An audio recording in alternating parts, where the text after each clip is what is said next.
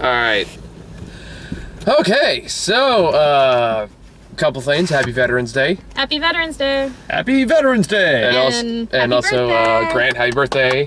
Sarah. Yay. 5, 6, 7, 8. Happy birthday to you. We can Happy birthday. Copyright, to copyright, you. remember? Happy birthday from all of us to you. Happy birthday. Something. There you go. All right. Hey, you're lucky we're even doing this at all. I know. Thank you very much. So quit being nitpicky, asshole. I'm not being nitpicky. I'm trying to save your ass. Please, at this point, I can be sued for any number of reasons. Don't. But on that note, let's move on to Interstellar. You see what I did there? Yeah. Because I'm sorry, Ken. I feel like me and Sarah against you on this one. Yes. I'm not saying I didn't like I know you didn't like it, but I feel You like you're being a are little being- harsher on this one than you usually are. You are being extremely critical. I've only harshed on a couple things. Okay, let's go over that. I'm not saying it'd be like, you're a horrible person, no one loves you anyway. But That's why it's just like, well, it's like, you're being so critical. There are like 2 things that are bugging me. I counted 4. Oh. 4? Yeah. Yes. You kind of kept bringing them up more and more as we got back to the car. Well, And, we'll revisit it during the review, and I'll see. and there is a lot to go over because be warned that this movie is just shy of 3 hours. Yeah, so we're not going to go over everything in this review. I think There's too much. There's too much. So I think we're going over the bare essentials. We will go over spoilers. I'm gonna warn you when it comes up, though, because I know a lot of people haven't seen this movie and no one wants spoiled, obviously, so we're going to do our best. At least for the first half. Second half, all bets are off. But, yeah. So, anyway, Interstellar, it's McConaughey in space. What's not to like? I thought it was a pretty good movie. I thought so too. Yeah. And as I was telling Michael on the way back to the car, it was one of the most thrilling movies I've seen in a long time, and I think my heart rate finally normalized. Because throughout the movie for long stretches, it kept on going. Yeah. Yeah, no, you're right. I mean, like, as far as, like, suspense scenes go, like, this is the best I've seen in a really long fucking time. Same here. I think there's a lot of people out there saying, like, this is the best movie, all the... No, it's not. It's not. Mm-hmm. I wish I could say that, but it's not. I mean, I've seen, like, Birdman was better. Snowpiercer was Oh, better. hell yeah. Yeah. Snowpiercer was better than this. But it's, like, still the sake of the fact that it is a really good fucking movie. Yeah. Yes. I mean, the parts that work in this movie are really fucking work. And it's, like, some of the visuals and stuff like that are fantastic. I mean, this is pretty much a good example of the auteur theory. Yes. Have you heard that? Directors. You might have to explain to me. Basically, it's the idea that even an auteur's worst film is still better than a nobody's best one. Yeah, and this is not hardly to say this Yeah. is worst work at it by any means of the imagination. This is probably his weakest one, but even then, it's still a really good movie. You can kind of argue Prestige is actually probably one thought of the bigger ones. I actually thought that the Yeah, that's all right. That's The Dark definitely Knight an arguable one. Rises was weaker than this, personally. But I actually would agree on that. I would say Dark Knight Rises is a bit weaker than this one. and that also has Hathaway in it. Yeah. Anyway, Oh, I thought for a second I confused with McConaughey. I was like, McConaughey was in Dark Knight Rises? No. Oh my god, he was Bane. That would have been amazing. Like, No. I'm gonna break you. no, I said Hathaway. Yeah, I know. You need to watch your city burn. And after that, you have my permission to die. Hell, just replace McConaughey with all the Batman villains. Oh, that would have been so fantastic. It would. Do you know what killed dinosaurs? The Ice Age.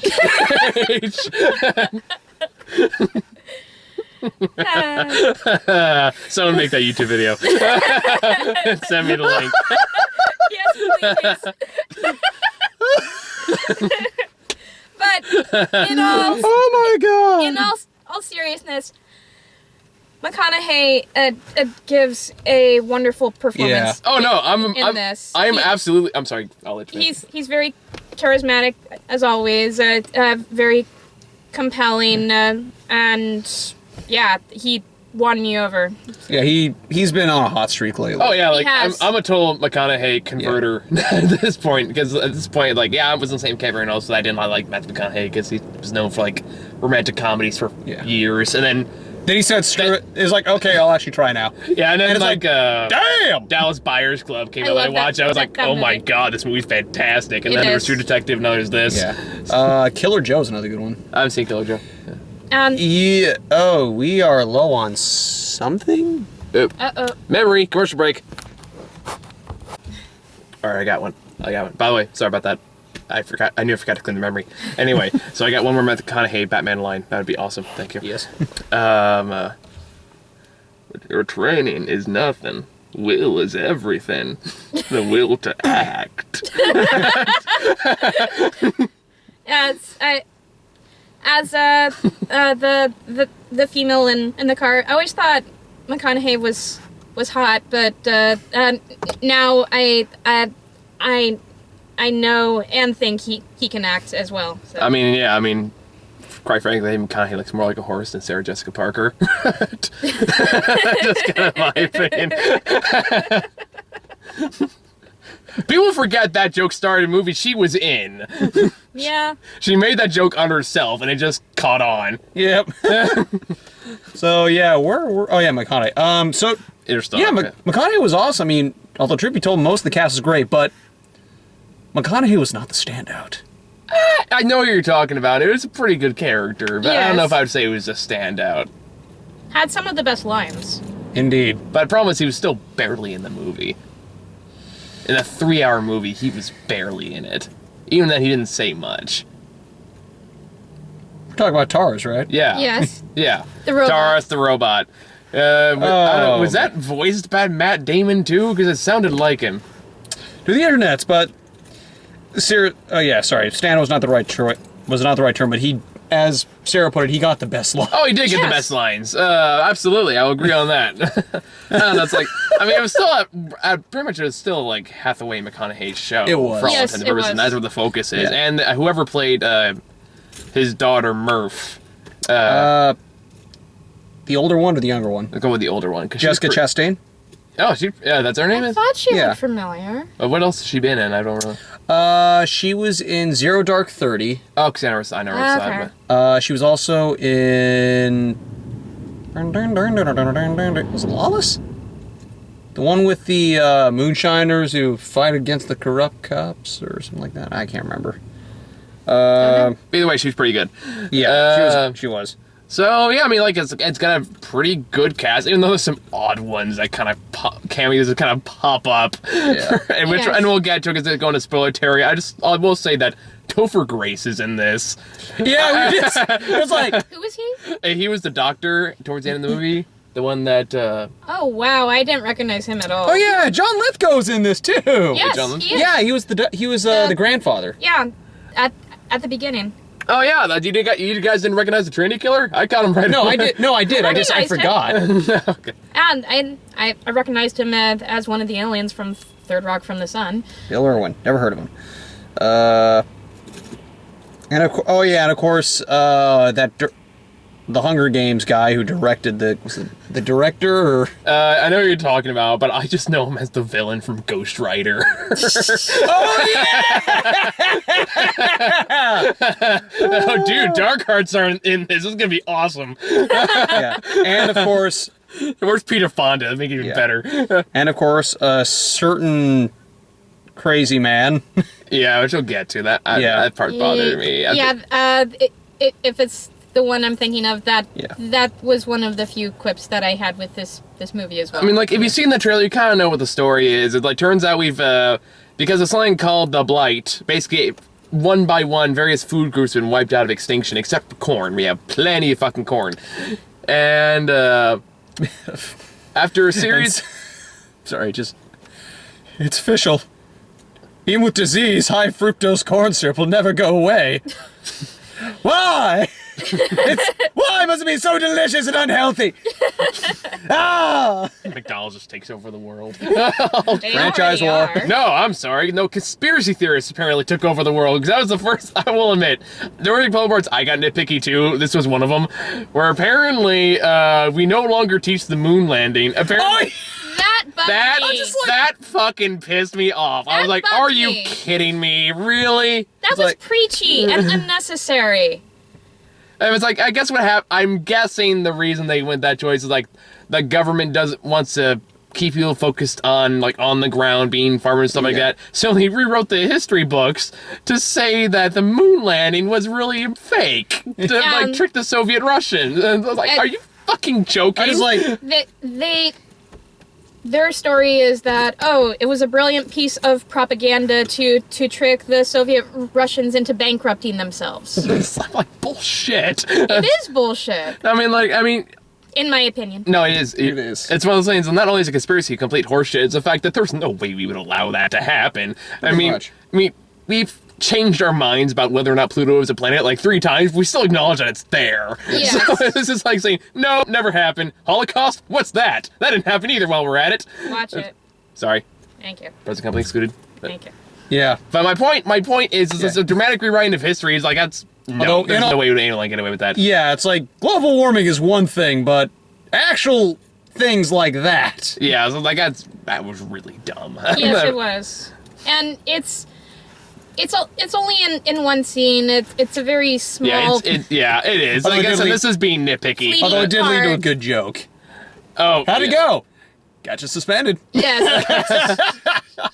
And then in a later scene, the grandfather tells a professor character played by Michael Caine, well, Murphy is already making fools of her teachers. Fool are you too? Yeah, so And she did. Yeah. kinda. Let's just say there. Yeah. Let's just say that there was some back and forth on that foolery. Yes. Yeah. I mean, there is a. I think that also kind of ticked me off a little bit. Which part? The formula thing. A little bit. Okay, I'm not gonna give anything away, but let's just say there's a twist towards like the very third act that either you're gonna go along with it or it's gonna really bug you. Yes. I don't think there's much room for in between on that. How did you guys feel about it? I'm kind of in the latter category. It did kind of bug me. It's because of how made me pointless it sad. was. It I don't know, pointless, but it just kind of contrived. it made me sad, and I did feel like it was contrived, and it just frustrated me.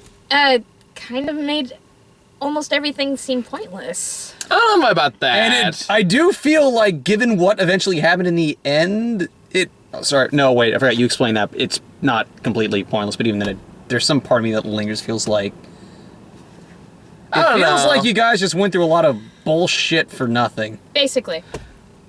I don't know if I got that impression out of it. Like, I mean, the things that happened. I'm sorry, I'm going to get into spoiler territory. So obviously, we're going to get into spoiler territory right about now. Warning. So if you don't want to know, now's a good time to try out the video and go see the movie. It is a good movie. It's a long movie. I mean, we for the most part, recommend it. You've been warned. Spoilers from here out. Yeah, I will say, for nearly 3 hours, I felt the pacing was pretty good. Oh yeah, agree. pacing was very good. Yes, it like, was.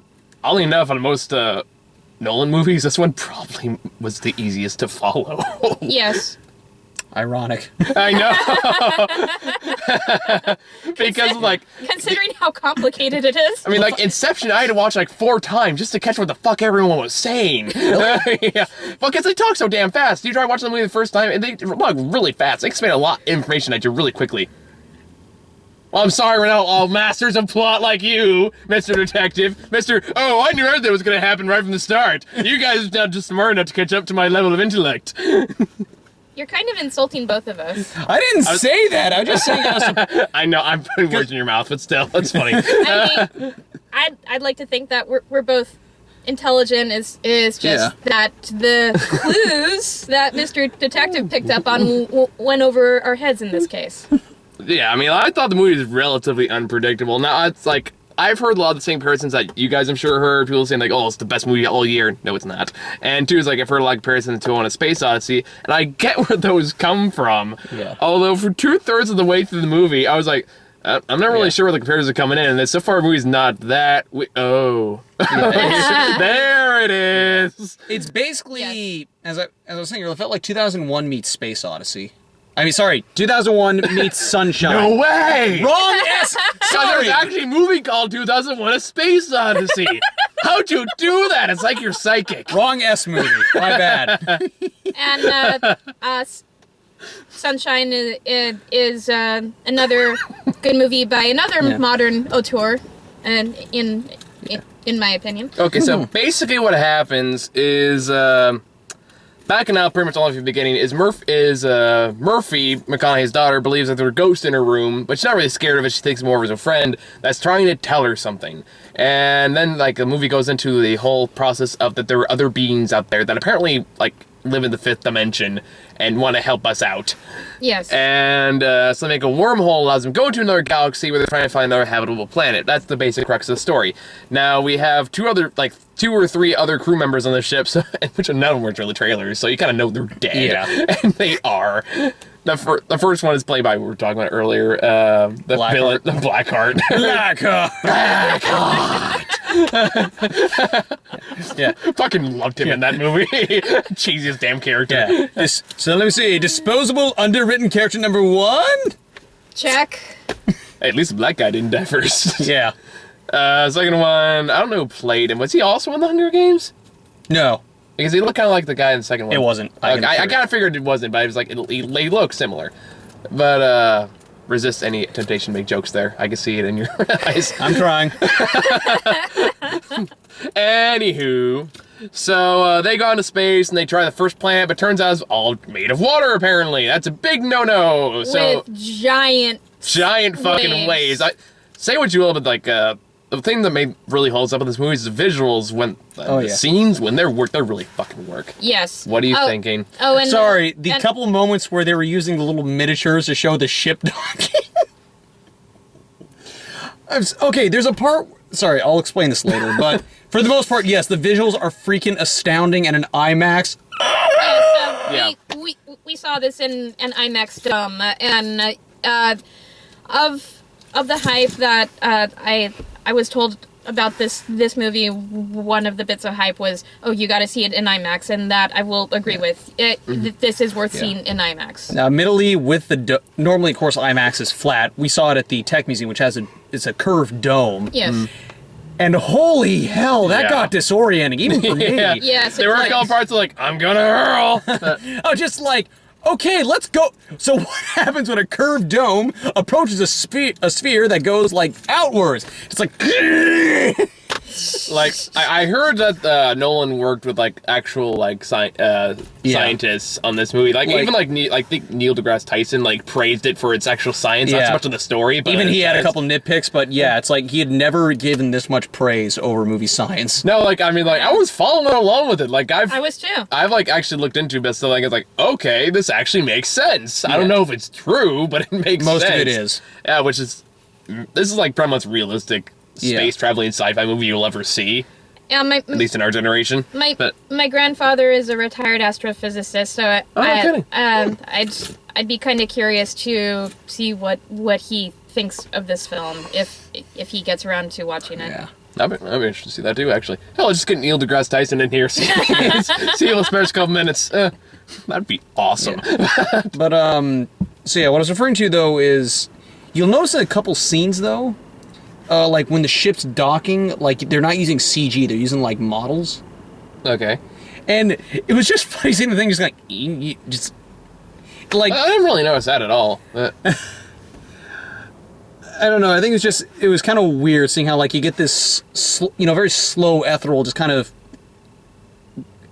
like before, like in the earlier scenes, like it's very slow and graceful, and then. Like, near the end, it's just so, like, kind of jittery, like some guy's trying to, like, dangle it into the thing.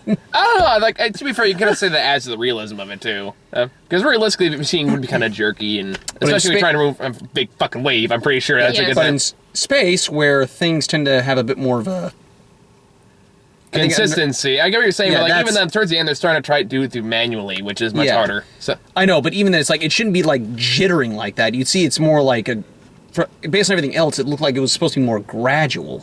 I don't know about that, because you see, like, retro rockets on the top firing off constantly, so that would... yeah, but even then, it wouldn't go like, you go, Oh, God is being really fucking nitpicky. Yeah. It didn't, as I said, it kind of gave me more of a laugh. It's not, but you see what I mean, though. I get what you're saying, like, I understand why that'd be distracting, but, come on, even you gotta admit that's kind of nitpicky. Yeah, see, there you go. There you go. It's a little problematic for filmmakers to critique films. Because oh no, it's like reviewing Prometheus all over again. Oh no, man, the winds on that solar moon be going the other direction. These morons couldn't get that fact straight. Well, admittedly, no, Prometheus had a lot of other problems. I don't want to. But no, yeah. That is when we could nitpick the shit out of it and be totally okay. Yeah. But anyway. Of course, that doesn't erase the biggest nitpick. Why didn't you run to the side when it's going straight towards you? Or the moral of the story, dude, don't touch that. Yeah.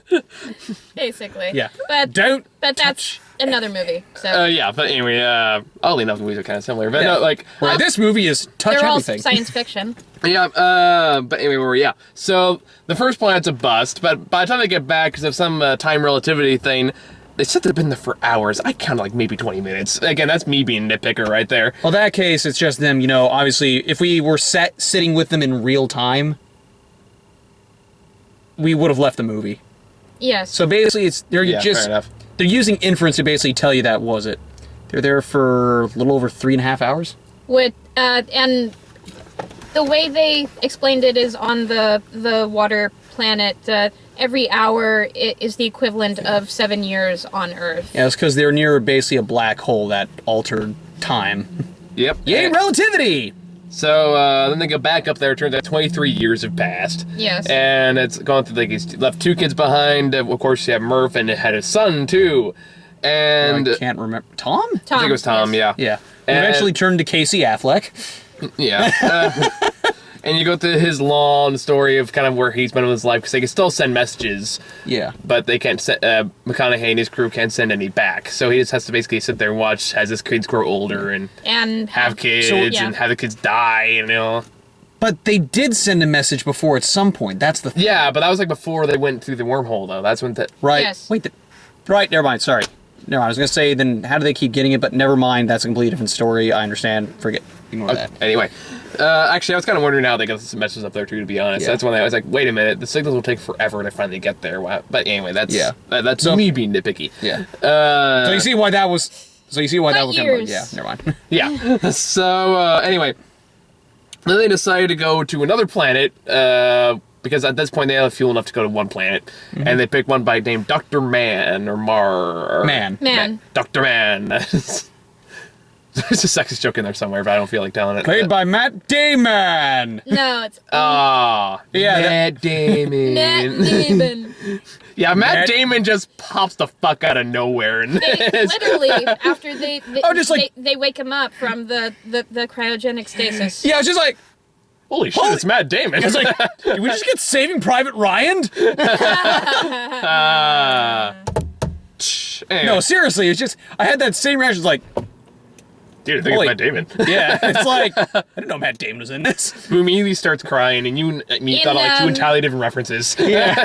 I was thinking Good Will Hunting, like, it's not your fault. It's not your fault. It's actually more appropriate, given the fact that he comes in and everyone's dead. No, yours is much more appropriate. I'm sorry, you're going to say, sir? Oh, and I was just going to chime in that McConaughey cries in... Or, excuse me, Matt Damon cries in McConaughey's arms. Yeah. Because who wouldn't if you're in the arms of Matthew McConaughey? It's not your fault. He is pretty... It's not your fault. I just want to know the 10 ways to lose a girl. Well, step 1, you can go for a waitress. I'm pretty sure that's all steps you need. Oh, wait, no, that actually worked for Damon. Never mind. Happy marriages for all. How do you like them apples? That's another good one. I know. Go watch the damn movie, Grant. I know. That one I know because of Chainsaw Bob Strike Back.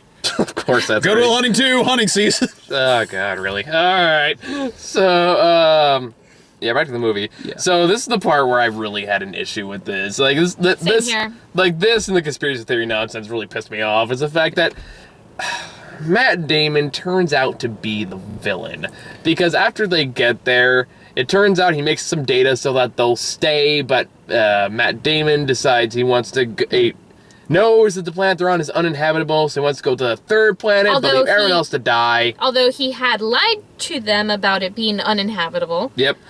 And then he just turns on McConaughey, and they have this little... I was like, that was pointless to me. I agree. Because, like, this movie did not need a villain. Yeah. I was like... I kind of feel like that sequence was, or portion of the script was thrown in. Yeah. I also feel like he could just come with a better lie, like, yeah, the data was wrong, things got worse, can you take me to your ship? Yeah, I know. Like, there's like so many other ways to solve this. Yeah. No, yeah, because elaborate plot, and Matt Damon has to try to kill everyone, and it's like it was such a waste of time. And in doing so, he because turns out to be an idiot and does not heed warnings. He basically destroys their ship and equipment and supplies. Although, as far as you said, the movie knew he was going into the... What did you say? Oh, yeah. There's like a part towards the end where like he tries to go into their big ship where it docks to like... It's kind of looks like that Jedi thing from Star Wars Episode 2. Yeah. But anyway, so he starts trying to hitch onto it, but he does it incorrectly. Yeah. And so they keep to like, dude... Don't do that. It's going to explode if you do that. And it does. And it does. No, but right before that, he starts going up like a... He starts monologuing. Yeah. Matt Damon starts monologuing, and the ship explodes mid-monologue. Yeah. And all I could think of is Syndrome going, "You sly dog! You caught me monologuing!" I can't believe it. In The Incredibles. Right. Yes. So I just lean over to Grant and say, "Dude, they caught him monologuing." That should have been the final line. Like, yeah. Yes. But God, it's like, "You were monologuing." Boom. Or I don't know, some Batman line. Yeah, so then when one final swoop, they decide to risk it all, because apparently, like, they find out that Michael Caine, who works for, like, the secret society of NASA that exists now, because apparently the world does not want to fund NASA after all the bad things happen, which is understandable. Yes. But he's the one that sends him on this hairball mission to begin with. Yes. But it turns out What I want to know is how the hell did he get all that money? Government. I think it's secretly government funded. Oh, right. Taxpayers.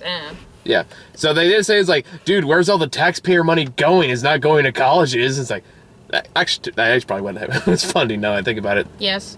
Yet they were denying science ever happened. Yeah, apparently. Which, again, that pisses me off. Yeah. Like, wait a minute. So we get rid of MRI machines, which, you know, are actually useful and life-saving, and we still keep fucking baseball? Yeah. Yeah. I want a hot dog. One of John Lithgow's lines in the first act. Popcorn baseball game that's unnatural. I want a hot dog. I'm hungry. I've eaten dinner today. But anyway, so yeah, then decided to go in a black hole because apparently that is information they need to save the world. Yeah. Oh, also forgot to mention Matt Damon may or may not have killed the black guy too. I think he did. I don't know if he set that up or it's just like... He did. At least that's the impression I got. Well, because even he looks like, oh, crap. I don't know, I kind of had a feeling that was an accident, because, like I said, Matt Damon just kind of looks like, oh shit, that was supposed to happen. But, so go figure. They just need a reason to kill him off, so boom, zip explosion. So yeah, then it's like, go to black hole, but McConaughey sacrifices himself along with the other robot terrorist, whatever his name is. Tars. And they end up flying to the black hole while Hathaway flies off to the last habitable planet and actually finds one that works. Yes. But then that's when the big 2001 Space Odyssey-esque twist occurs, and... Where at first I thought they were behind the scenes of the light show. I was like... That would have been really fucking twisted. All of a sudden, they're just on a soundstage. Just like... It'd be like the twisted Lego movie. That actually would have been great. Will Ferrell's the man upstairs. Son, have you been blaming my space kit now, too? Stop touching my things. We're coming all kinds of fun scenarios for the sequel. We are. McConaughey's Batman villains and the Lego movie. All right. That would be great if McConaughey was in the Lego movie too. Yes. But I digress. So this is where it turns out that the ghost that Murph thought she saw years ago is really him. Because apparently he's stuck in like this fifth dimensional state where he can just kind of manipulate objects. Yeah. And that's how, like, that's where she's getting all the messages from the ghost, and that's where Oh yeah, I forgot to mention that McConaughey gets the coordinates to find the secret base of NASA through gravity particle binary code thing. With Which kind of bugged me. Because it's like, wait. If you didn't... Suddenly, you don't want you to go. But then all of a sudden you think, hey, I'll put the coordinates to go to NASA. Now, actually, that kind of makes sense. That kind of made sense to me because, like, initially, like, what happens at first is he sends his younger daughter like Morse code that says stay because he wants McConaughey to like stay behind, stay with the kids, don't go on the suicide mission, just don't do it. But that doesn't work, and then he realizes, wait a minute, I can give her the data, but like I still need to go so I can get here. Yes. Well, this is the thing that bugged me. It's like, at least with the initial stay part, it's like, how about this? You don't put the coordinates in to begin with. Yeah, but I think at that point, that kind of established he was starting to think more in the direction that this needs to happen. So that didn't really bother me.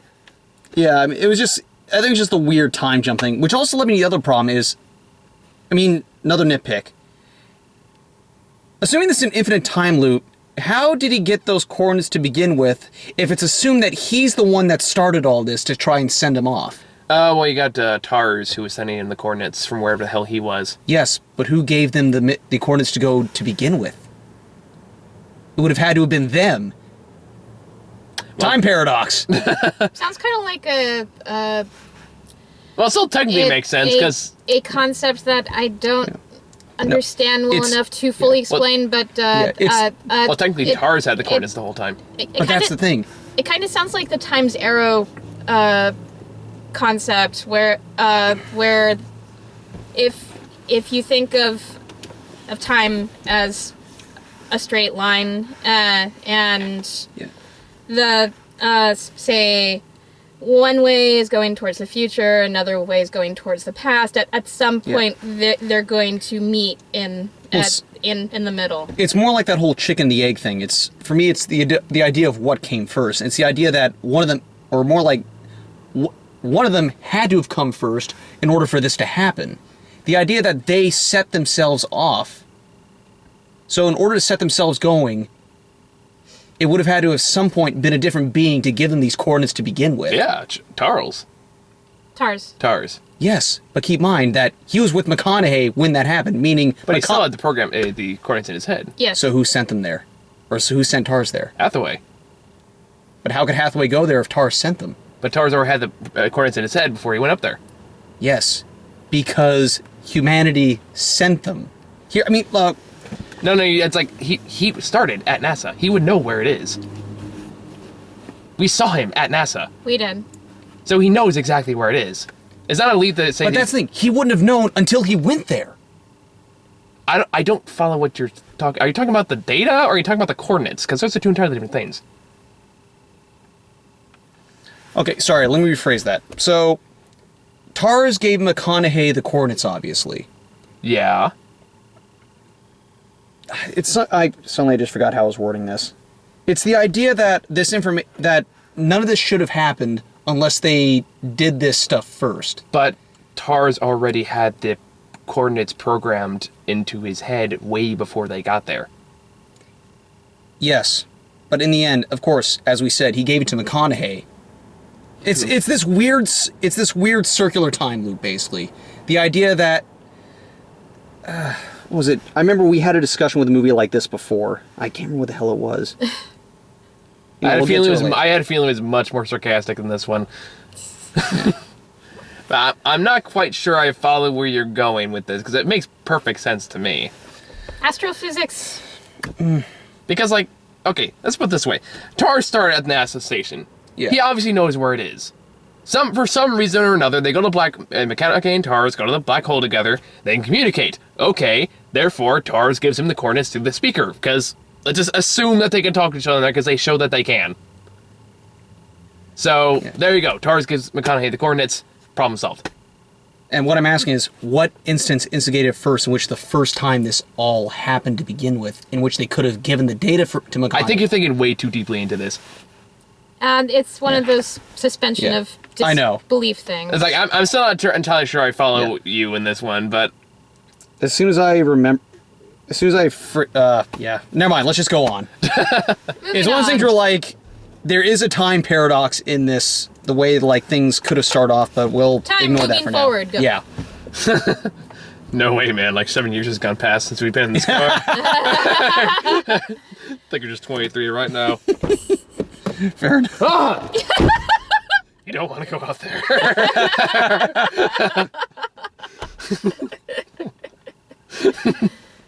And that's been the Mike Medina Comedy Hour.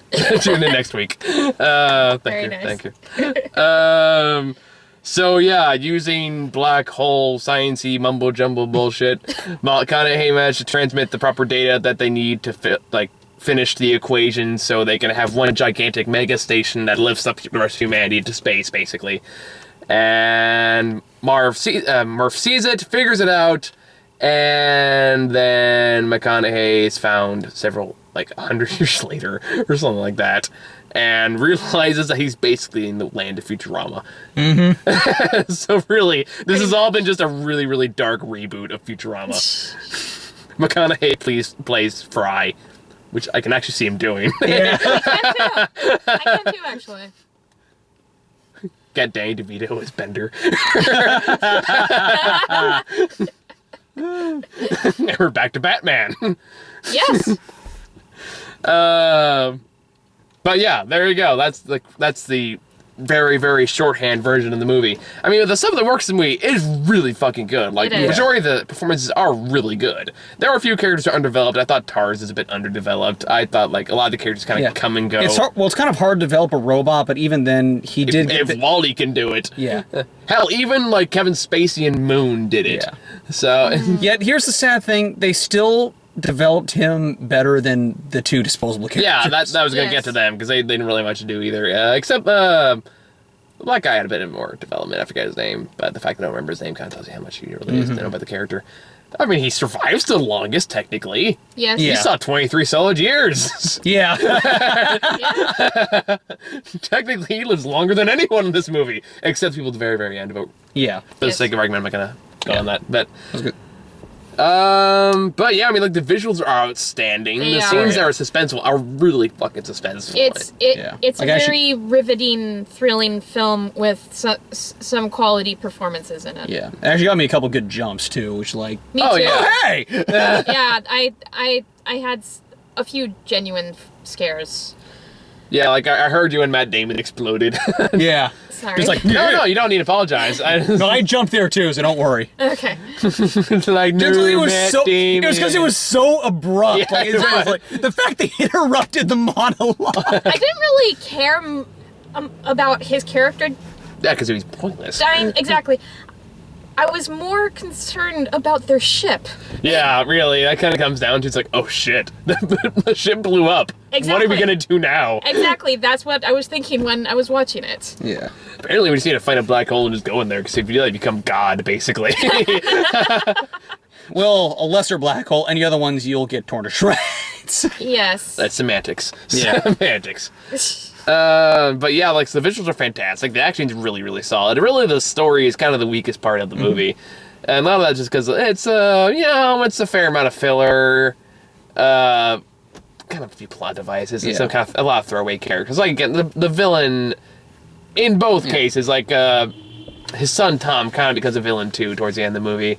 Towards the very end. Towards the very end. The brother? Not really a villain. He's just a stubborn idiot. Yes. Yeah. And then Topher Grace, who's not even given a name. No, he's not. Yeah. He just there is like, hi, I'm Topher Grace. I'm gonna He's be given like, the name friend of mine. Yes. yeah. So I was like, Which is more of a reference, really. I feel like more was cut out of this too. Like, do you get that feeling too? I feel like more was cut out of this movie. Yes. I think there was. Like, because you can kind of feel like some of the underdeveloped characters, like Topher Grace's existence in the movie. I feel like they did more with them, but they just cut him out a lot of it. So it's like I feel like it's probably closer to 3.5 hours. Yeah, it's kind of like what happened to Matthew Fox in World War Z. Where it's like, why would they have a big name actor there for 5 seconds? Oh, they gave him more. That cutting room floor. But for how much is in this film and for how long it is, it goes at a pretty decent clip. Yeah. Yeah, I mean, the chemistry between McConaughey and all the other actors are pretty solid. Yes. I mean him with any version of Murph is really, really good. It is. So, It's very believable. yeah. Pretty much. So it's like, again, I know he nitpicked the shit out of this movie, but it's like I did really like it. I think it's Yeah, it really, was really still- good. it was still That's good. the first thing from me. He's like, Yeah. it's them. They're shining their light on me. Although I will say this, did it feel like... I'm not sure. Murph was... I can't think of it. Like, it felt like there's... I don't know. The one thing I did kind of notice about this movie is it felt like there was a lot of selfishness. Well, that was also, I think, Like, I think if that it was- was there, I think I was also kind of the point. 'cause I know it think- was. It was like the idea of like... It was like selfishness and the idea of like... What would you, like, what would you do in the face of fear? What would you do in the face of death? What would Yes. you do when everything's on the line? All those kind of things. Survival and sacrifice. So you can kind of make the argument that was Yeah. deliberate No, choice. it definitely was. It was just kind of a risky move, considering, like, there's some instances where, like, you feel like you should hate some of these people. Oh, yes. Yeah, and like there's some elements that kind of throw in there right out of the fucking blue too. Yeah. That kind of bothered me too. Like there's a part where they're trying to figure out what last planet to drop off them. Yeah. One is held by Dr. Mann, which they ended up going to, and then one held by the other doctor. That was the other moment that bugged the crap out of me. And like out of fucking nowhere, Hathaway says, "Oh, I'm in love with the Yeah. doctor who went to the second planet. I think we should go there because of the power of love." Yeah, I was just like... So like, Again, and then preachy. I was like, no, this whole time, just like... This has no bearing. What is the point of this scene? I was more thinking, like, I'm actually just kind of glad McConaughey says, no, we're not basing this choice on Care Bear logic. Yeah. we are Wait. going to the one that has more data. Bye. Which is the more scientific answer. Yeah. And I think this also kind of made me, like... I wouldn't say dislike Hathaway's character, but it kind of irked me. It took away from her credibility, I think. Yeah, and A then, little bit, yeah. and then she kind of snaps at McConaughey later, just about the idea of just like, so what's gonna happen? When you have to base them on the idea of your children. I hope you're more objective, like that last one. I'm just like, To be fair, she was right. Yeah, that is It was the right planet. I know, but regardless of that, it was like, Jesus. Well, But here's the thing that kinda- she was upset and lashing out. I know, but still, it's just like it didn't. As No, you I- said, it didn't help her credibility. No, I No, it did agree. not. Here's the one thing that kind of bugged, I was thinking about. It didn't really bug me. It's just something I was thinking about. It was like, wait a minute. So they had two plans. Plan A was to fly everyone to space using a gigantic fucking rocket ship they needed the equation to solve. Yes. Plan B was to just basically make their own colony using like 5,000 fertilized eggs. Yes. My question is, wait a minute. You had Plan B, and apparently Plan B was a plan all along. Plan A was Yeah. basically a lie. It's like, so you did Yeah. that, but only brought one woman.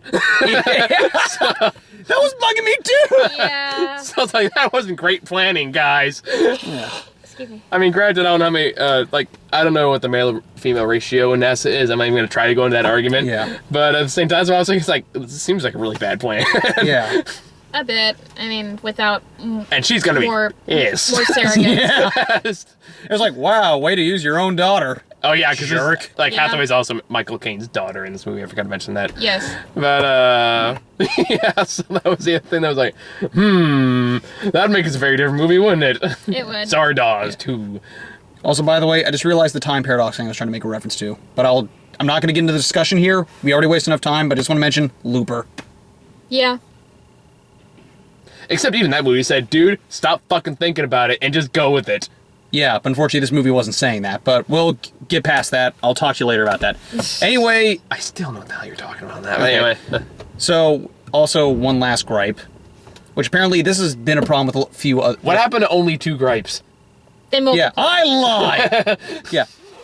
You're right, there was an exponential number I didn't see because it's so damn tiny. But anyway, for a big budget movie, this thing had a few sound issues in terms of the mixing department. Like I said, I didn't really notice it. I think you caught more on that. I did. I think, I get what you're saying on some of it. Like, sometimes the lines were hard to understand what the fuck they were saying, but even then, it wasn't Like- that bad of an issue. Like, for the most part, it was okay, but the fact that this is a big budget movie where they should have, gone over this, like, many times, and the fact there are even instances where sound was obviously clipping. See, I didn't hear that at all. I heard it. It was near the end where A few McConaughey was times. screaming in the back, just like, you hear that thing. I missed it completely. Yeah. So it's one of those things. I guess like they're counting on people like me not to notice. Yeah. I guess like if you're an audiophile and you work heavily on that stuff, yeah, you absolutely will notice. You but will, I guess yes. I'm not. But but I was so engrossed in the story overall that it didn't bother me as much. I did pick up on it because I do like sound and I am an auditory learner, but because the story captivated me so much, I kind of let that one go. Yeah. Okay. Yeah. So should you, Grant. No, I'm kidding. I'm kidding. No, it's a fair gripe. It is. Despite the shit I give you about it. But yeah, it's like, even, with the problems, I think we're all in agreement. It's still a good movie. It is. Oh yeah, I mean like. I recommend it. I mean, there's a lot of good stuff about this movie. I think there's the things that it's like. It's kind of like Prometheus, except this movie better than Prometheus. Yeah. Much better. Much better. I didn't hate Prometheus. I kind of like Prometheus, but even then, I will admit there's a lot wrong with it. Yeah. Granted, I'm not saying this is as bad. It's not at all. Like, No. We've really had to nitpick the shit out of to find the things that are wrong with it. Now, that being said, if you're not the kind of person who's into exposition-heavy movies, you might want to If you're avoid not into this. exposition-heavy movies, why are you watching a Christopher Nolan movie? Basically. Because everyone's still focusing on The Dark Knight. Even that was exposition-heavy. Yeah, but that still had pretty good action going along with it. It was also shorter than this. Yes, it was. Only by like 15 minutes. Still, a lot more action. Regardless, though, but you do bring up a good point. For most part, if it's a Nolan movie, You're gonna get a lot of exposition. Yeah. He's done that in Yes. every fucking movie I've yeah, seen. but even then, this one is a lot more exposition than normal. But it's also easier to follow than his other movies. Yeah. Which I found was kind of odd. ironic, as I said. Because, like, even, like, Batman Begins was a little harder to follow than this movie. Yeah, it was. So, yeah, I guess probably wrap this up so I can go eat. Yeah. So, yeah, like, I think it's a very good movie. Best of the year? No. But, I think it'd be lucky if it kind of reached the top 10, to be honest. But, Really? like, go see Birdman. Yeah, seriously. Because that's probably going to be up there top 3. But I guess, I don't know, like, I'm happy I saw it. I'm glad I saw it. I'm glad I went through the extra effort to go see it in the big-ass IMAX theater with the loud sound that gave me a headache towards the very end. Of course, that could have also been one of the issues that might have factored into those sound problems. Could be. You just find a way to bring this back to the sound problems. So I'm just saying, I'm trying to use that in defense of the movie, saying that maybe it's not necessarily the movie's fault, despite what people are saying, that maybe it's just the venue. Oh, no, Could okay. be. Yeah, I'd agree. Yeah. It's more like the venue than anything else. But, yeah, overall, it's definitely worth checking out at least once. I mean, Yes, it is. if you really, really like, if you think it's one of the best movies of the year, all the power to you. I've seen a lot of movies this year. It's actually been a really good year for movies. Yeah. At least the ones we've chosen to see. Yeah. I think I've been more nitpicky this year about what movies to skip out on than last year. Good man. Because it's like, I really want to see Alexander? No. Actually, we tried, but it's the schedule got... Or Ouija, because fuck Ouija. That beat out John Wick and Nightcrawler. What? Yeah, Ouija beat out John Wick and Nightcrawler. Oh, fuck. Yeah, that was about our reaction. God damn it. Anyway. You think there's any truth to the rumor that Ridley Scott's making a Monopoly movie? Oh, that wasn't a rumor. That was actually true for a while, but I think it dropped out. Oh, damn. I would have killed to see a Ridley Scott Monopoly movie. Well, If he could do that to Moses, I can't wait to see we test in Monopoly. We can dream. I think we're getting off topic at this point. So, there's no trailer, so I know you about that. And I think we got Big Hero 6 later this week. woo! That probably Friday, if I had to pick a day. But yeah, so that's like the shortest week we've had in movies in a long fucking time. Yeah. And then what comes out next week? Absolutely nothing, if my memory serves me right. And, Dumb and Dumber 2. Oh god. Oh, Patrick wants to see that one. Fuck. and we're probably not going to do a review of it, but for fun on Thursday night for my own little birthday celebration, I'm seeing the final cut of Blade Runner. Grant. 5, 6, 7, 8. Happy. No. Come on, it's her birthday too. Well, on Thursday, so I don't care. We're gonna do it now. Come on. Happy early birthday, something, something, Tom. Thank you. Thank you. So, yeah. It's my group, damn it. You'll Yeah. see an ace on I tell you to. Make him laugh. Go. Make him laugh, don't you know? No, don't do it for him. He has to do it everyone himself. wants to He has to learn laugh. his in My church. father said, I don't actually know the song. "Be an actor, my son, but be a comic I can't even remember the Family Guy parody. Okay, bye. Bye. Hi.